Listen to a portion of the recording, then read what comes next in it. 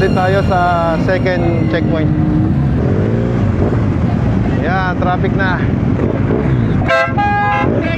Thank you, thank you. Woohoo! Daming tao.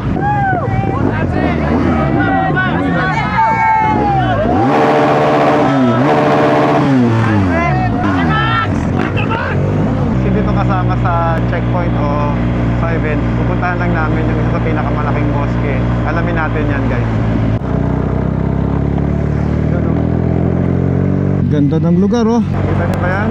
Beach side. Ang laki. Hi guys, welcome sa pinakamalaking mosque. Wow.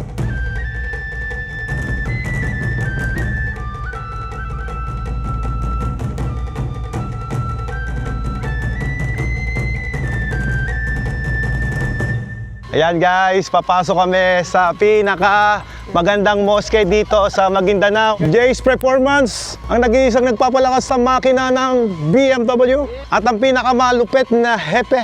Tama ba? Na walang opisina. Hepe na walang opisina. Ito guys yung Grand Mosque. Sa Zamboanga City, meron ng mas malaking mosque dito, pero ito yung pinakamalaki. Pwede sa ninuno ng tunnel going to Kutang Bato, kaya naging Cotabato. Kuta ng Bato, kaya pala Cotabato. Yes, nandun Okay. yun. Nandun yun sa Okay. isang ganitong bundok din sa kabila. Diyan, Bato yun. tunnel yun.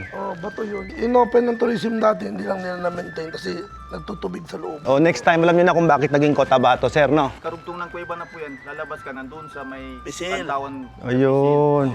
Tama ako, di ba sabi ko? Galing-galing mo. That's history.